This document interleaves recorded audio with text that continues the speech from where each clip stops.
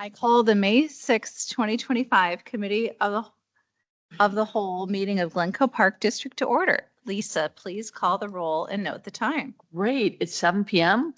Commissioner Bourne, Yes. Commissioner Colby, Here. Commissioner Schneider, Here. Commissioner Spector, Here. President Spain. Here, and we don't have any members of the public at this time. So moving on for a discussion, very exciting discussion about being named 2025 finalists for the National Gold Medal Award. Yes, we're So- very, very excited. Thanks to the team for really working very hard on our application. It was, I was telling some of the board that it was a totally different application from 6 years ago. They totally revamped it and more inclusive about how we are making our impact in the community, how we're making everybody feel welcome, and many different things: sustainability, inclusion, financial stability, data driven. So we had the opportunity to tell our story. So we included everything from the Frank Lloyd Wright, how we worked together as a group, and then that we didn't shy away from when the name was changed, to inclusion. Our library passes for the beach was a big part of it. NSSRI was a big part of it. What else? The comprehensive plan. Yeah. Capital project sheet. So we'll share the application with you. We just don't want to do until after until after the video goes and everything. So right now, as I shared with all of you, we have to complete a video within 20 days of reflecting the application in a creative way, showing the impact of the community. So immediately, Erin's not feeling well tonight, so she's not here, but immediately she jumped on it. We've been working with the videographer for footage for the Park District anyway, for different needs. So we were very fortunate. He lives in Glencoe. We were very fortunate that he was part of Blue Man Group that ended its run. He's not starting a new job till June. So he's able to focus on that. So he's been here filming, and our theme is Ted Lasso. And how we bring everything together will be very, very interesting. So we've asked different people to give testimonials. We had some testimonials from our comprehensive plan. I know that Michael was home yesterday, so he got nabbed to give a testimonial, along with other community members from what we had already had footage. So Ted Lasso will be making their way around all through town, and different staff members showcasing different things about the Park District. So then, obviously, then we find out in September if we're get the grand plaque. But needless to say, even becoming a finalist in our category, which is up to 30,000, is again a great honor. So we're so proud of that fact. So thank you to the board for their support, because you set the direction and for our operations, which leads us to this. So thank you all. Do you feel like the award kind of, do you have that in the back of your mind when you're doing projects, or it's No. like the projects No. happen to fit the? Yeah, we don't, because we didn't even look at the criteria until we decided to apply this year. I do think it makes us better, makes us think differently than normally I think we would. We're always thinking about equity. How can we do that better? But not necessarily geared just for the award. It just happens that those are the pillars of NRPA, and those are really part of that. So it makes us better all around. So Do you think that the fact that we won the, plaque, grand plaque, does that put us at a disadvantage or no? Like, do you know? no, have any it does idea? not. There's a whole new set of judges. So the judges change over yearly. That one goes off, one goes on. So no one who was part of the process last time is on the judging panel now. So they may not even know. That's not something that's asked. Have you won the grand plaque? They don't ask that question. So There is sort of a disadvantage, though, where they say go away for 5 years and don't reapply, and then you're not part. You get out of the I think routine. that's fair, though. It's fair to give. I think it's fair everybody a too, but it chance. puts you at a disadvantage. And I will say, I look back over the last 10 years, and it's like, well, this is exciting, but how exciting is it? And there were some entities that didn't win the plaque. And so they actually won, like Waukegan won it 6 times, but they never won the Yeah, plaque. this is their 8th time being a finalist this year. What's that? 8th time this year, I believe. Right? That's Okay, what but I just looked at the they've last. never won the Okay, grand plaque. I just Yeah. looked at the last 10 years. So. Oh, yeah, yeah. And that took enough time. Yeah. But the one thing that stood out over the last 10 years was, as far as I can tell, we were the only entity to be a finalist over a 9-year span. Nobody else, other ones won 2 or 3 years in a row as a finalist, and then they just dropped off Yeah. the face. So, there were sort of groups, but no one got the same duration and length of time that That's correct. Yeah. GPD did, which is, Yeah. long-term consistency at high performance. Right. Right. Yeah. I know that Oak Brook, who's also in our category, this is their 5th time being a finalist. And again, the judges are different. They have a whole scoring system, and the video only is used to break a tie. So we don't know if they need a video or not, but they like to do that to showcase it to the general public. So, yeah.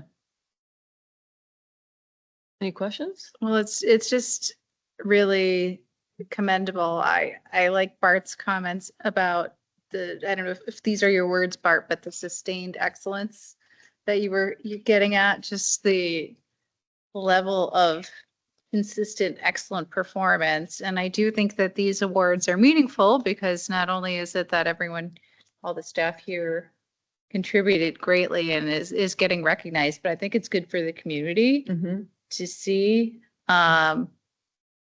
the testament that we are providing really quality services to the community and being able to demonstrate. I think that's really meaningful. Unfortunately, you've set the bar really high for yourselves. So I guess we're hopefully not too used to winning these awards, but I think it's commendable, and I think all the board wants to share the appreciation for what we've done, and we're looking forward to Thank you. the video and getting that grand plaque. That is our biggest worry, that people are like, oh, everybody gets it. It's very rare, as you know, like, when all these districts go for years as a finalist and never get the grand plaque, it's rare to get that grand plaque. So hopefully the community doesn't say, oh, of course they're going to get it. It's just an honor to even get this far. So. Yeah, well, nice job, everybody. Way to go. Okay, All right. moving forward, we have an updated review of our updated financial assistance and scholarship policy, as well as a new AI policy. So let's do financial first. Abby? Sure. So just a little bit of background. So the financial assistance policy, it helps residents with financial needs. So access to programs like ELC, Kids Club, camps, general recreation. It does currently exclude Children's Circle and contractual programs. So if it was provided by a contractual provider, the general recreation programs it would include will be something that we run in-house with our current staff. So that is just one designation, to be clear, between the contractual and in-house staff. As you know, we're restructuring our early childhood department. So ELC is moving under the umbrella of Children's Circle. Currently, Children's Circle is excluded from the policy. ELC is included in the policy. So this was a natural time to reevaluate it and get it in front of the board for some feedback. So we're asking for just a couple of things tonight. Staff is recommending to remove all reference to ELC in the policy. We're also recommending to remove programs that no longer are being offered. So that's adventure and learning and one-day trips.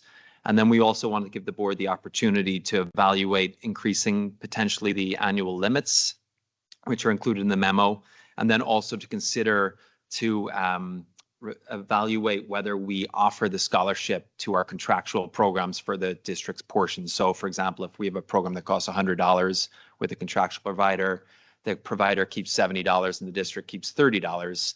We wanted to see if the board was interested in potentially offering scholarship funds to cover that 30% for the district.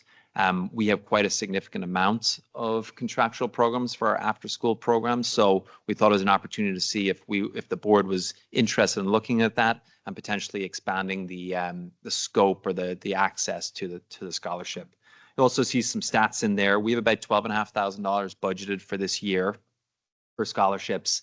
Last year, about $9,000 was utilized from 4 families. Most of them were in the preschool and camp. So if there is consensus on amendments to the policy tonight, we would look to bring it back to the board in May for approval.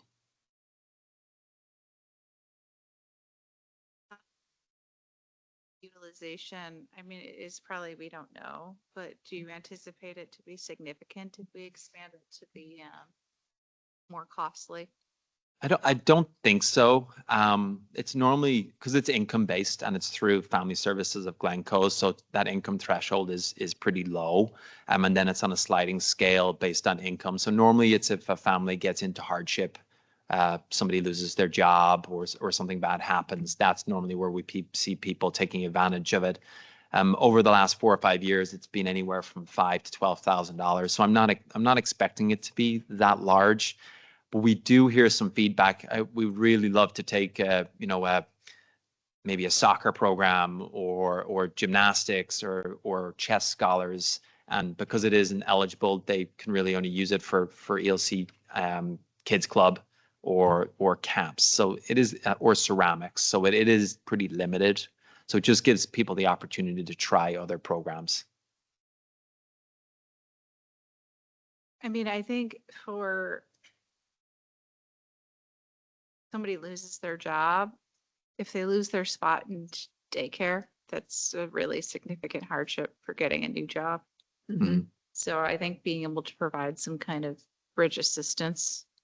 Same Or with Kids like- Club. Yeah, Same or here. Kids Club, I think that's really, I mean, you can't get a job if you don't have childcare either. So it's kind of a chicken and egg issue. So I'd be supportive of that. What do the other board members think?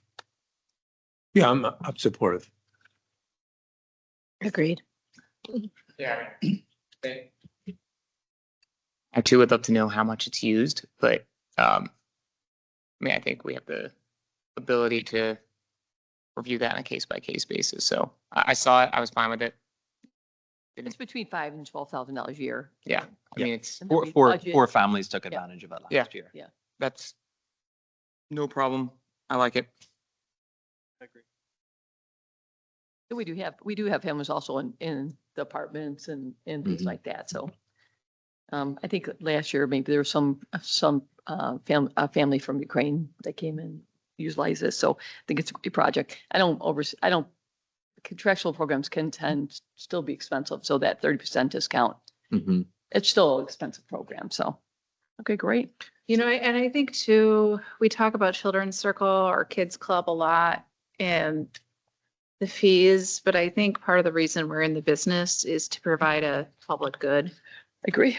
versus, we're not some sort of for-profit provider and acknowledging the childcare desert and the difficulty finding care. So I think it's just true to the mission. Agree. But just remember, the mission is, it's not subsidized. So I don't know if I use that word public good. Because I think of public good, I think of it. Is it everything we do public good? It is, but I think of public good, I think of it as, hey, we're using the taxpayer money to provide something for the public. This one we're not. Children's Circle is a little bit different. I just want to, I guess it's different in terms of a service category, but I would say I think everything that we do is for the public benefit. So maybe it's a semantics issue. yeah. Okay, so if the board's agreeable, we'll put that on the consent agenda item in May to approve this policy. Correct. So just to confirm, so Children's Circle naming the board has got consensus on that. On the contractual programs, is the board in Mhm. alignment on that? And then Yep. in terms of evaluating the annual limits, is there any feedback on increasing that or keeping it the same? So that would be the maximum amount a family can utilize or a person can utilize in a year. Has there been any need to have it higher? I think we're at 4,500 for Mhm. a family with 2 kids, 3,000 for family 1. Has anyone said, I need this to be higher or? There's been some feedback on that because of the price of camp and kids club, because they haven't used it for Children's Circle. It hasn't obviously been an issue. Um, And it hasn't grown. I mean, that number It is hasn't grown in stagnant. So 10 years, yeah. an idea That's would what- we also add in that maybe it raises with the CPI so Mhm. that it doesn't get stagnant. We don't have to come Yeah. back year after year. I'm not opposed to raising it with CPI or quite frankly, raising it as forget CPI, whatever we raise children's circle rates, like if CPI maybe 5%, but we raise children's circle 8% or 2%. So I hear what you mean. that's fine. But I also, do we have the ability for people to plead their case for more? Should we need it? Or is this like, hey, look, you are done at 3,000? This is pretty much what we do, Yeah. and we get the recommendation from Family Services. So we never see any of their documentation Right. of need. It's very nice because it stays hands-on. Right, saves- So we usually do not. So just for Um, context, almost all of the applicants also were getting a scholarship through the New Trier Scholarship, Got it. the township. Okay, Kind of, they work hand in hand together. let me ask differently. The 4 or 5 families that receive the scholarship, do they hit the max? I would have to check, but most of them do because they were ELC families or camp. I'm perfectly fine raising it. I do think we have to raise it every year as we raise. The cost of the program. the cost of the So program? Program goes up 5%. This should be raised. Yeah. 5%. But I don't mind raising it now, doing a one-time catch-up. If you guys have a recommendation, I'd love to hear it. But if we haven't done it for 10 years, I mean, that's a problem. Yeah, it's in there. Your recommendation for the raise? Bobby? Yeah, so the recommendation would probably be to at least 50% increase, So 4,500? 50 to in line with CPI with what we've done over the Oh. last 10 years, if we were be consistent, but we're open to ideas with the board. Tell me what that So you're would saying be. So that would- 6,000? So that would be 4,500 for 4,500 families, plus 2,250. and then 6,750 for families with 2. For ELC or kids. For ELC, which would be Children's Circle, and Kids Club would be 6750, we said. And then for non-Kids Club and Children's Circle, that would go to, for one child, 2250, and 50% of the 12. So it's like almost like 3,400. Yeah, I don't want to complicate this, but I know I'm going to. I mean, we really should have a cap on sort of what percent of the population, not population, what percent of the people in the program could be eligible for this, right? Do you have a way of saying, right now it's 4 families. If tomorrow it's 10, and all of a sudden we're liable for 60 grand as opposed to, It's a great question. So the policy does give us the ability on a first come, first served basis. okay, good. So we did budget 12,500 this year, so we'll probably up that next year if we make these changes to the policy. But we wouldn't be looking to make it 12,500 to 50,000. We'd probably increase it, Yeah. If we did need to increase it, is that something that would come to the board? It's a Or good would that question. just not It's a good question. happen? Well, it would go to the board. Yeah, think it has to, if we right? 'Cause, budgeted, say 50,000 and we had a big increase, we would bring it back to the board and say we have big increase in scholarships for whatever reason, the board want to raise that limit. So that would go back to the board. So it wouldn't limit it if there was a circumstance, it just has to go to the board. And so Yeah, there's another if catch on above- limiting the Yeah. expense if needed. So we can make that decision on a financial basis and need basis as Mhm. it arises. Are we ever approached for help outside of like a financial need, like a death in the family?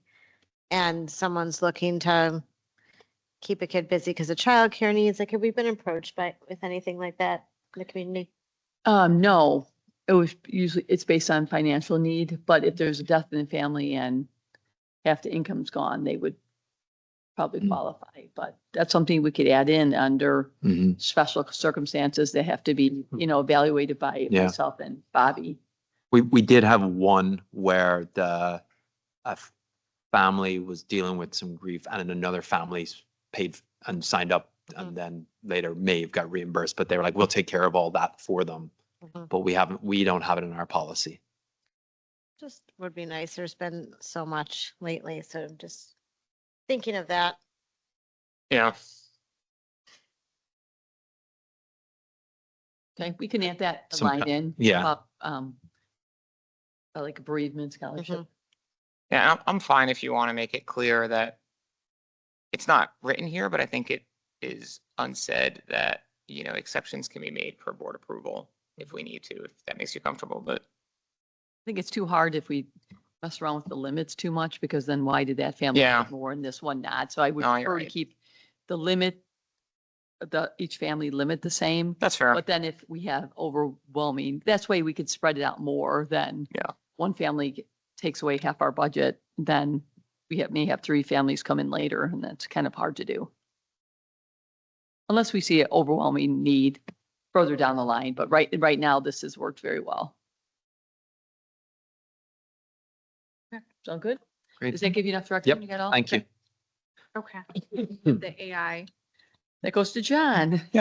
Thank you, Lisa. So recognizing that, the value of AI for our employees and the use that we've been seeing, we did work very closely with L6 in adopting this AI policy, which really just helps to establish parameters around what tools are approved. We want to know what people are using and make sure that they are approved in consultation with L6. And also just how we're using it, just considering legal aspects, any kind of HR related tasks. We want to make sure we're careful in how we're using the AI, as it obviously could become publicly available, feeding back into the AI tool for future answers and responses. So really just adopting the policy again to establish some parameters around it moving forward, and certainly something that's evolving quite quickly, which is why we didn't list the specific tools in the policy itself, because we're sure that list is going to change rapidly. But again, just getting this policy in place as a best practice, and again, establishing those parameters around the use of AI. Yep, it's definitely necessary. I just did my company one. Yeah. So you have to do it. Yep, Mhm. it's very, very commonplace now. I- recommended. I really liked some of the language in there because I have to deal with this for my own team and I don't have a policy. So I was trying to think what I could borrow from this. And there was, so the obvious, the sensitive and confidential data was good, but you had something in here about saying you did something. Let's see. Integrity and use, be Yep. transparent about how AI contributed to your work. Do not present AI generated content solely as your own. I thought that was interesting. I just think it's going to be, I would love to hear if you want to pass along at any point, if you come across how to police that, because I feel like that's the hardest thing is knowing and that trust You can tell. aspect. Yeah, there are tools that you can use I to. mean, my sister's a professor Yeah. and she catches kids cheating, but she said the tools aren't adequate and they're not allowed to use them to fail somebody because they're not good enough. A lot of it comes through training, and you're right, it's going to be hard to catch. It comes through training and how we're using it. You could write it and put it into ChatGPT to make it sound more professional. It's still your work. It's still your ideas, but they're just, cleaning it up for you and. Right. You still have So- to edit, even if Yeah, we still- even and after you- you put stuff in, it doesn't come out. Yeah. It's never going to come out perfect, and it. Yeah. If yeah. someone just copies and pastes something straight out of AI, you can usually tell. You can 'cause tell. It does not make complete sense. But it is a tremendous tool. It Of course. takes you from a blank sheet of paper to And a faster, rough outline, or efficient, and- absolutely. But Bart sent a great article other day about, just a reminder that it's not always factual, so that even if you put something in there, make sure you double check, because it's a fascinating article. So thank you, Bart. And we just constantly remind our staff on that too. But Do they get AI training? we have been just doing it. Bobby and John do a great job of training how we can utilize it to be more efficient. If you're writing a letter to a patron, put down the ideas and they can clean up, make it professional really fast. So it's less need of a lot of proofing by other staff. So Erica's our in-house Canva expert, and she's going to be doing a presentation on it also. So that'll be at the next managers meeting. So We would review all policy updates too with all staff, so they'll know when we'll review the policy in depth. So they'll hopefully understand it. Good question. Okay, we'll also advance this consent agenda item, which we'll approve before You all go off the board, or 3 of you. Okay, that's it for that one. Thank you. Okay, next we have the employee survey. My favorite. We'll throw it back to John and Grant. All right. Thank you again, Lisa. And first off, I would like to thank Grant, our HR manager, for his hard work on the employee survey this year. He did a great job. Once again, we did utilize our Gabe Castillo with Rexstar Consulting, so an independent third party. This was the third year that we were able to utilize Gabe for the employee survey, which has been great the past couple years working with Gabe, and similar results this year in conducting the survey. So again, thank you to Grant for all his great work with it too. Again, it went out this year in English and Spanish. We did send out the text option, which is definitely becoming the most popular option in getting responses. It went to 122 staff members, and we had a 54% response rate. Overall, we were very, very pleased with the results. We felt that they were very strong. Even the questions that had that we had identified as areas for improvement in prior years, we saw significant increases. And some of the more weighted or important questions, specifically question 8, really saw a strong rebound from last year, and really had a very, very nice percentage of strongly agree and agree. We did add 2 new questions this year, mainly around compensation and benefits. Those were questions 18 and 19. As far as the responses that did have very strong, strongly agree or agree response rates, those were questions 8, 11, and 15. Question 8, I think, is a really important one, and it just asks, I am proud to work for the Glencoe Park District, and I would recommend Glencoe as a place to work. And that went from 85% last year, which was still a very strong number, and that's up to 94% this year. So again, a 9% increase, and 94% of our workforce agree or strongly agree that they're proud to work here and it's a great place to work, and they'd recommend it to friends, which was fantastic to see. As far as interdepartmental communication, that has been the one that we have identified as a potential opportunity for improvement here. And you'll see the trend data on it really is going in the right direction. In 2023, that was a 55% strongly agree response rate. We made progress last year getting that up to 64%, so a 9% increase. And then this year, a 13% increase. So while it's still one of our lower scoring questions, it's still at a very respectable number at 77%. So it's nice to see the results from some of the efforts that we've made in terms of interdepartmental communication. Still area to work on, and something that we are going to continue to focus on, mainly considering just maybe a short abbreviated survey going out maybe later this year, just to maybe gauge some ideas from our staff, because we get this information and it's hard to really tell exactly what they might be getting at as we're reviewing it. So maybe a small secondary survey will potentially help us in getting that number even higher. As far as the 2 new questions, again, benefits related, 81% are very satisfied with their benefits, and 61% are satisfied with the overall compensation numbers. So as far as the actual comments themselves, we did review them just to make sure that there were no widespread or pervasive issues that were identified in the survey, which there were not. Again, potential opportunities this year. I mentioned that abbreviated survey going out on interdepartmental communication. Also, job load analysis. Maybe certain positions might have a bit too much on their plate. Obviously, a small local government park district, we tend to wear many hats, and for those employees that have trouble saying no, sometimes tasks can accumulate, and we want to make sure that does not happen, and there's a proper work-life balance within the organization. So there's an opportunity there. And also when we've been doing obviously a lot with distinguished agency our gold medal, and eventually hopefully Capra. And with that is the all of the new policy changes we've talked about too tonight. And so just having better transparency with those policy changes, making it a little easier for employees to understand, what changed within a policy if we're simply amending it, or maybe giving them a little more of a summary rather than having to just read through an entire policy. So we'll look to make some efforts there to improve that transparency as we roll out new policies.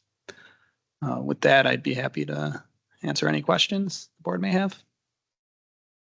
I have a whole bunch. All right. Shoot.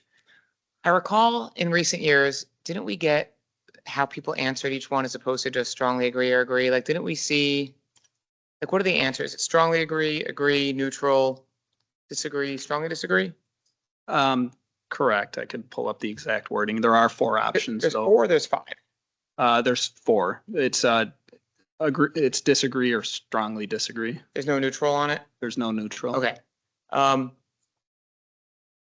First of all, these are awesome. So thank you. You know how much I pushed for this years ago. So I really like to see it, and congratulations. I love question 8. Question 8 is your net promoter score. The fact that 94% strongly agree or agree is great. I would love to, not today, but if you could forward the exact results out. I just want to see if there's any shift in from strongly agree to agree, or from agree to strongly agree. The communications, every company struggles with this. I don't know about your own private companies.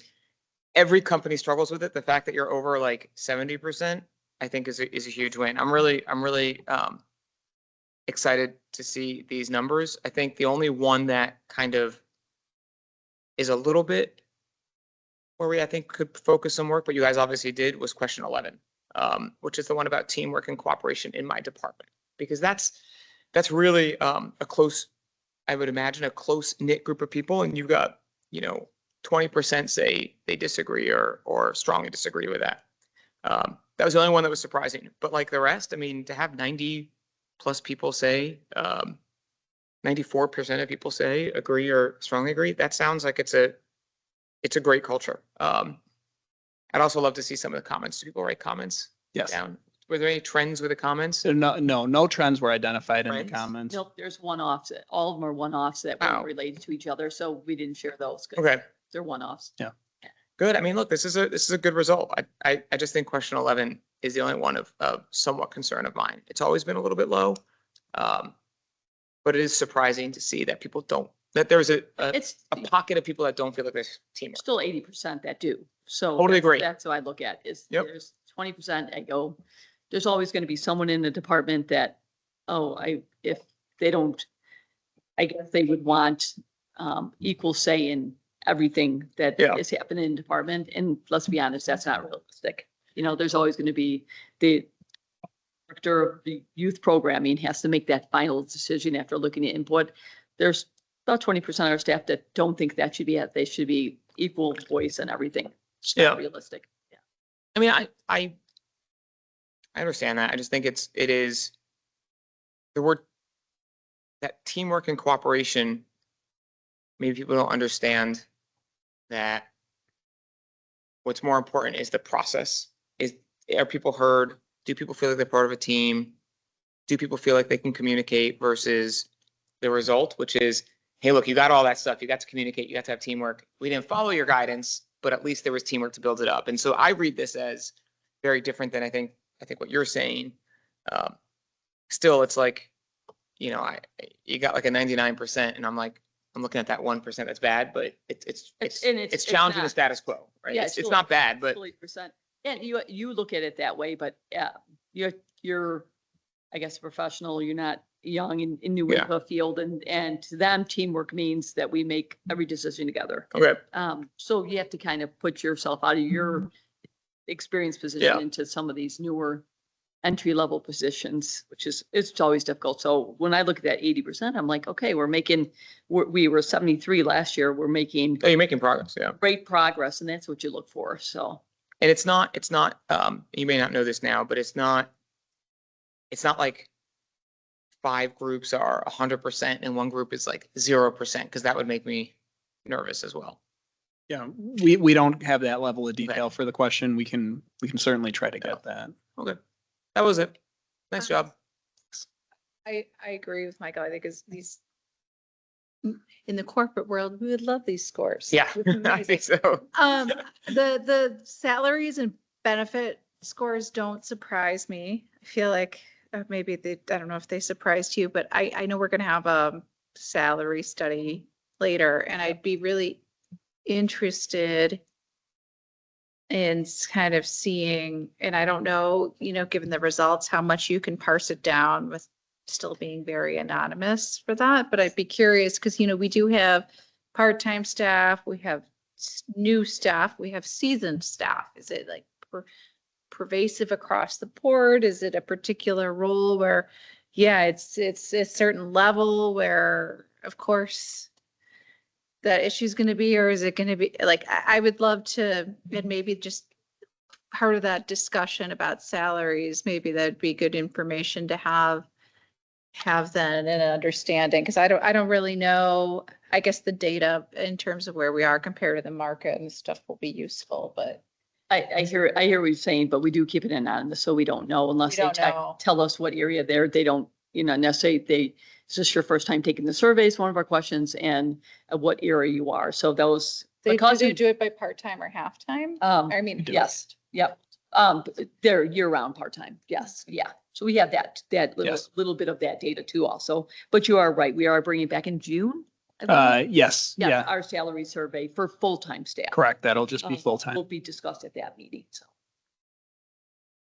I wasn't disappointed with that number. I think if you take a survey of the 3, 7, 8, 9 of us in this room, and you ask are you happy with your salary and benefits? You'll probably get only 60%, if that, would say they're happy with their salary and benefits. Most people, right? Everyone wants more. So I wasn't. we did notice maybe that some of the one-offs were like, I want a 401k, and we're like, we're not doing a good enough job talking about, it's called IMRF pension Yes. as to 401k. And we actually identified probably it was because this time of year we send out a letter to all staff, all full-time staff about what the value of their benefits are. So it's their salary, it's their vacation, what's the value of the vacation time, what's IMRF. So they might be, when they answer that question, they might have been first-year employees, never Right. received that. So they don't really see it. But we do, our annual letter that is just going out labels all those. This is what your health insurance benefits worth. This is what your IMRF is worth. So that way, hopefully, if they have questions, what's IMRF? And we're also going to do a bulletin board explaining the benefits to IMRF also, so that we Right. keep on educating some of the younger staff about that. In fact, I'm trying to talk Bobby into doing, he does a great session with,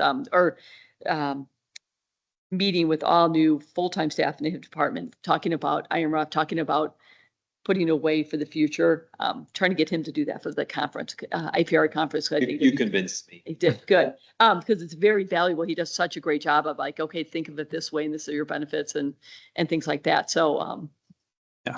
what happens if you don't vest for your IMRF? Can you put that in like an IRA later? Yeah, there's the option to penalty-free rollovers for sure. Tier 2 is a 10-year vesting period. So, when I'm meeting with staff for exit conferences, I do try to, talk to them about that and what their options are. And really, if there's any possibility that you'll be back working for a government, it's probably something you don't want to, roll over immediately, because it is an outstanding benefit. And yeah, so to Lisa's point, 25% of the employees that completed the survey this was their first time completing the survey, and those value benefit letters went out a couple weeks ago. So, an opportunity to hopefully get them to understand the benefits, and if not, there's certainly more training we can do then, because it is a great benefit. We do those letters and I really do find those helpful. So when I have my conversations for their increases, it does soften the blow if they're disappointed because they see their total compensation package. So Right. it's really nice to lay that out. that might be something we could improve on too, is that if we have those ready when With the merit raises are increase. going out, Yeah. it's when you're having that discussion with them about their increase, so we can that letter at the same time. I don't know if that's possible. Yeah. But That's that what we might be do. one area of improvement. So that way, you're right. It kind of does like, okay, look at this. Once you have that and you see what sometimes the private sector is giving, you're like, oh, this is pretty amazing. Even our vacation time, I have a lot of young nieces and nephews in their 20s, and they'll say, I get 5 vacation days, and I've been there 3 years, and I'm like, oh my goodness. So some of those intangibles that they don't think about, they don't know what maybe the private sector is offering. It's very nice benefits. So I don't think 60% is bad in that category.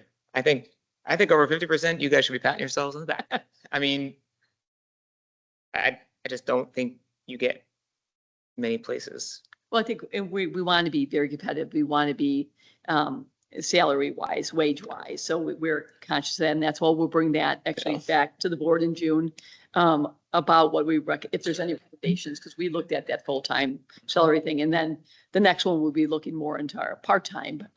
That's kind of been even out anyways with the minimum wage increase, that we're really doing well in that one too, because we're usually above minimum wage, and now minimum wage is $15 an hour. So we feel for our part-time and seasonal, we're really, really competitive. I think also just telling staff, like we also did that this year, like we're gonna every year do a salary study rather than every other. Like it just shows the staff like, hey, I'm, thinking of, and making sure we're competitive. So I'm sure you guys do that, but We do. I think that just having the conversational language helps them see that. Because like you said, everyone wants more money. Yep. But at least if you're talking about it openly and saying like, we are making efforts to make sure we're fair, like. I agree. Yeah. Yeah. This is a third party that does this, right? Correct. So do we have the ability to benchmark ourselves to other park districts by any chance going forward to say like, there's some of these questions that I imagine are similar over other companies. Like what's the NPS at Deerfield Park District? Like, I would love to just something to ask the third party. We don't have to do it, but it's because he's doing it for other park districts. We could absolutely see if that's a possibility, because that's great. We love to benchmark. You will win against them, and that's my point. As I think it's great to kind of see And that. to show your employees that Right. how you stand Exactly. is That- really that's- helpful. That's your proof in the pudding. Yeah. And We if not, then we've got work to do here at the board. Yeah. I don't think it's going to be the case. We see, in early childhood, especially children's circle, people leave and then they want to come back. So like, oh, wow, I didn't know how you could. Yeah. Molly coming from the private sector for profit childcare, she's like, oh my gosh, what we offer not only in facilities and resources, that's a big thing too, a part of their employment. What we offer to make their job more efficient and easier is outstanding too. So we always try to mention that too. And having Molly come in from that outside perspective has been really helpful, because she's like, oh my goodness, and she's able to communicate that to them too. So that's Not a lot of daycare teachers get free gym and free beach, yeah. right? I mean, that helps out as well. Or it's really more is the facilities that we Right. offer, which we'll show you tonight. So one thing you're talking about communication. One thing we struggle with is that, unlike other park districts, if you go to other park districts, they have these all staff meetings 3 times a year. It's really a struggle for us to have those because our staff is working all the time. So when they talk about communication between departments, that's really it. Because early childhood, children's circle, they're open from 6:30 to 6 p.m. whatever. We cannot bring all of them into a room with all the other staff, but twice a year. And when we do that, those 2 days that they have in service, they have so much things to cover for DCFS. Yeah. We only get an hour of that day of the intermingling. So while we try to do different things, like we did a March Madness, we do different kind of things to get the staff interacting. It's really, really difficult for us. It's not as easy as you think. And so that's why when John mentioned that secondary survey going out, that's it. Like, how would what do you want? We don't understand where that's coming from. So how would you like this to interact? Because we just can't always do those because of the nature of the very limited time they get away from that classroom. So it's a little bit different. We face the same problem because we're 24/7, 365. Exactly. We record our town halls.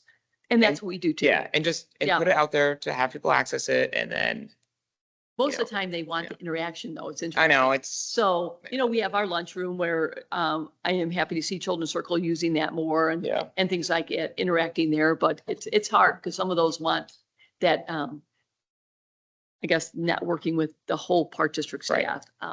That can't happen. So Do you guys have office hours, like where somebody from Children's Circle can come talk to you, or they just? talk to always. you? Okay. Yeah. No, we're John and Grant are always open. My door's always open. Dottie's been a great, that's why she's here. She's been a great buffer because we go into programs or they go by and the teachers get to know me and that intimidation factor goes down. Mhm. Bobby and I are continually walking through the classrooms and we're conscious when we go there that, we're not wearing a suit at those times. We're very casually dressed so that there's not the intimidation. We go in there and hold babies and sometimes get them all riled up and I leave. They don't like that, but just kidding. but I think I think your we do- question we is do that different. a lot. Right. I think what Yeah, you're like- asking like- is, do you like, have it do you set have- aside like an hour or 2 hours each month to say, look, this is time you can come knock on my door. It's private. We'll chat about anything you want to chat about. As opposed to, there's Don't- no doubt that you guys are all highly visible. The question is more, Or are you Yeah. welcoming saying like, Yes. these are times, feel Right. free to put something on or Yeah. sign up for office hours? We actually are always open because their times are so different. So if you have someone coming at 6:30 and their break's at 10, that's when they can come in. So you're right. We don't have set office, but someone's always there. There's never, the Grant, John or I are usually never out of the office unless Yeah. it's a conference or something like that. We make that known. Good. But there's always someone available if someone would like to talk to someone.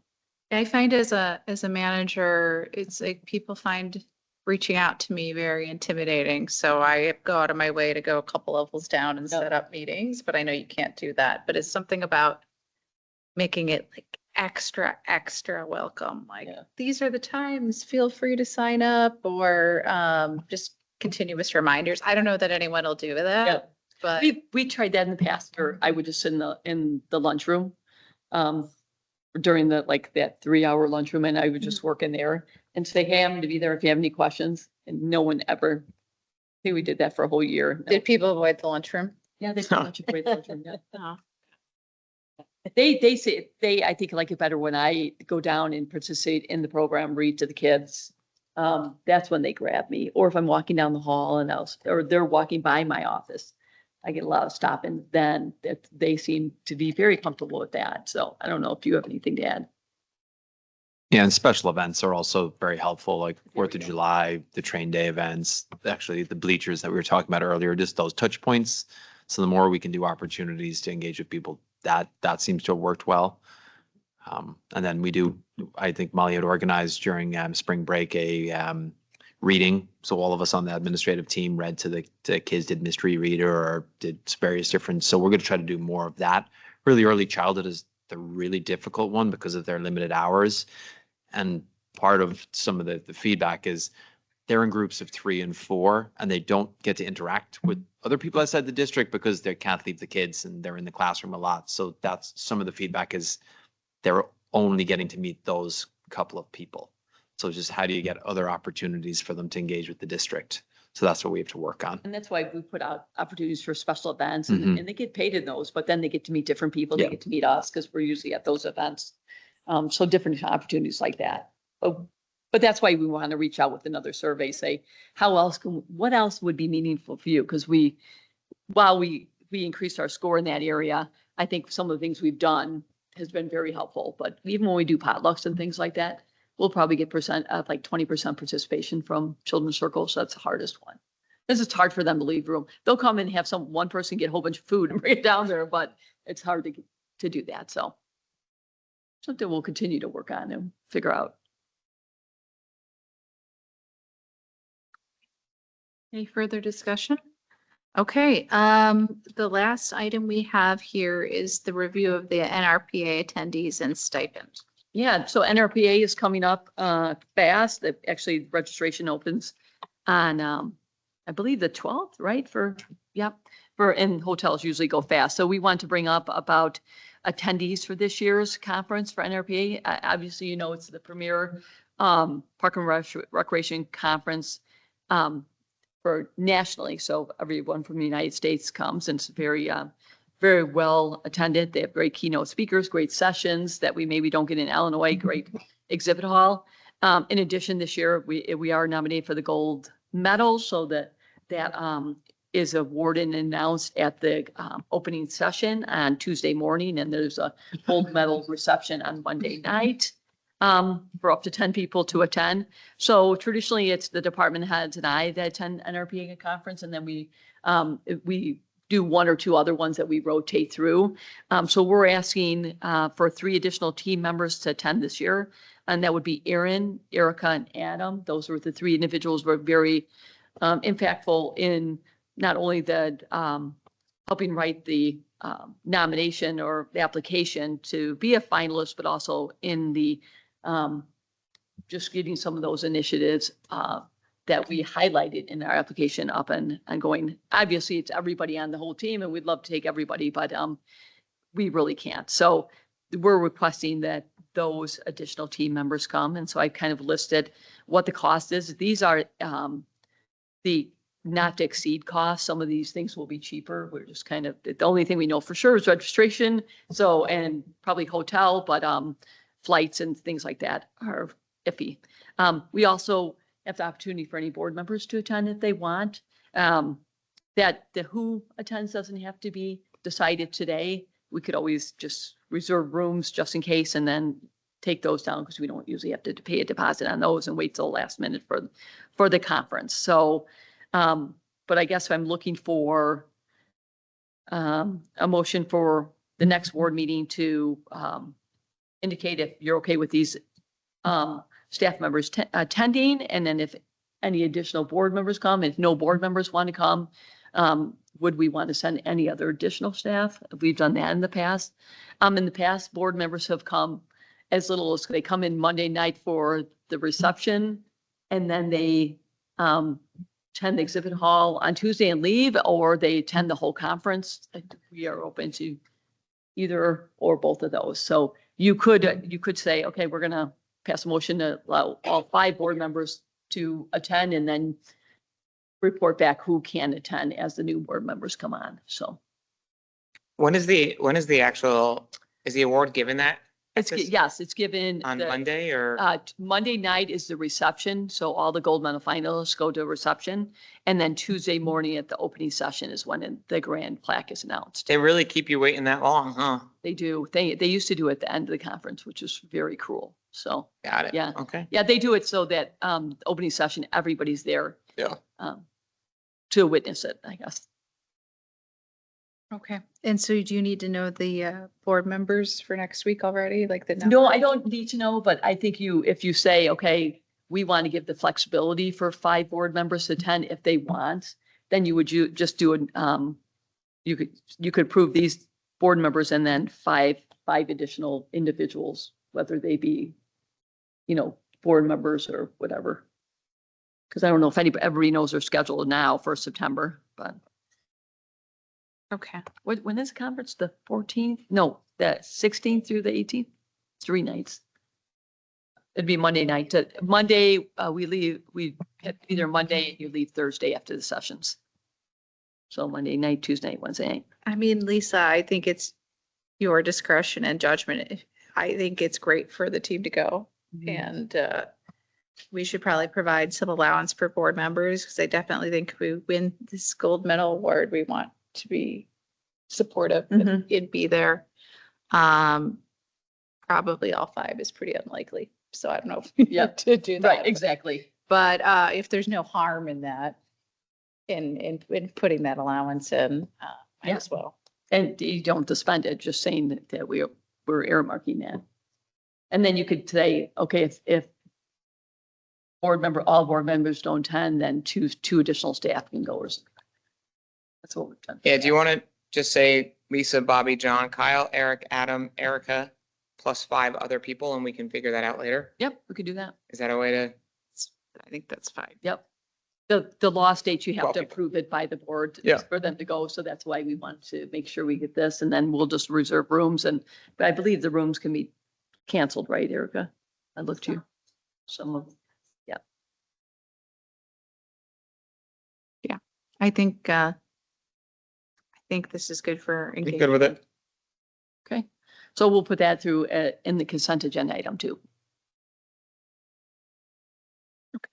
I don't think we don't have anything further on the agenda. We don't have any other business. The only thing I have is that after the meeting's over and we're really not discussing business, we just want to show off our new room in Children's Circle. Is probably the first one in our SSRA to have a room like this. NWSRA has quite a few, but in our SRA, this is the first time we have this. So it's quite an achievement. And I know we've been waiting for this, so we'd like to give a tour to that really quick. And then our 3 new board members are in the audience and they will be sworn in next Tuesday, and we'll be saying goodbye to 3 other board members at that meeting also. So Is that already next Tuesday? no, two Tuesdays. So sorry, 20th. to 20th. Okay. But that's it. Okay, well, with that, I entertain a motion to adjourn. So moved. Second. All in favor? Aye. Okay, motion passes. Lisa, please record the times. 7:56. I saw this interview already. Did I You what?